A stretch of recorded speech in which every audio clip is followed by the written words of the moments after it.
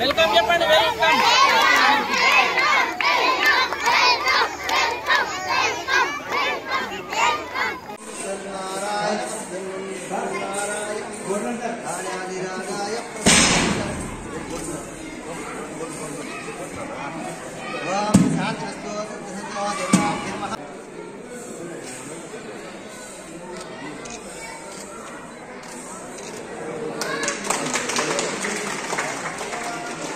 బాబు జరగమా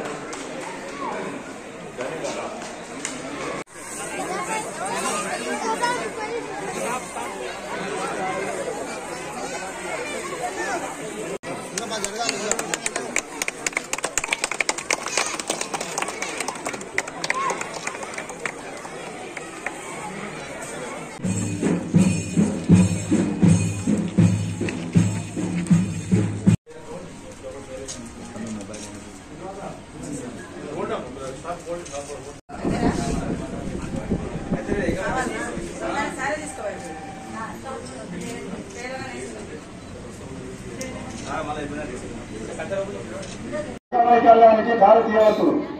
ప్రారంభ కేసును గుర్తించడము మరియు పూర్తి చికిత్సలోని నయం చేస్తుంది మరియు వైకల్యాన్ని నిర్ధారిస్తుంది. ఎలాంటి మూఢనమ్మకాలు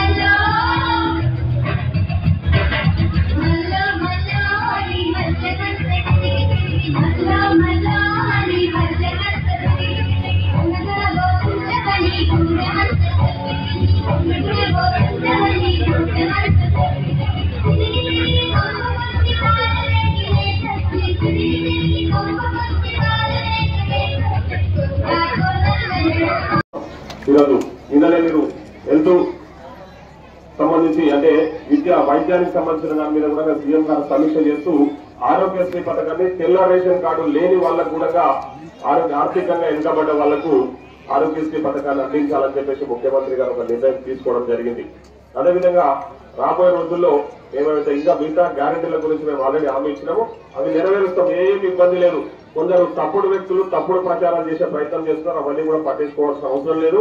ఎందుకంటే వాళ్ళకు ప్రజలు తగిన బుద్ధి చెప్పినా కూడా ఆ బుద్ధి తెచ్చుకోకుండా ఏదో మీడియాల ముందు అడ్డగోలుగా మాట్లాడే ప్రయత్నాలు చేస్తా ఉన్నారు. మేము వచ్చి అధికారంలోకి వచ్చి హార్డ్లీ ఒక 60 రోజులు అవుతుంది. ఇప్పటికీ నాకు తెలుసు 60 రోజులు కూడా కాలే.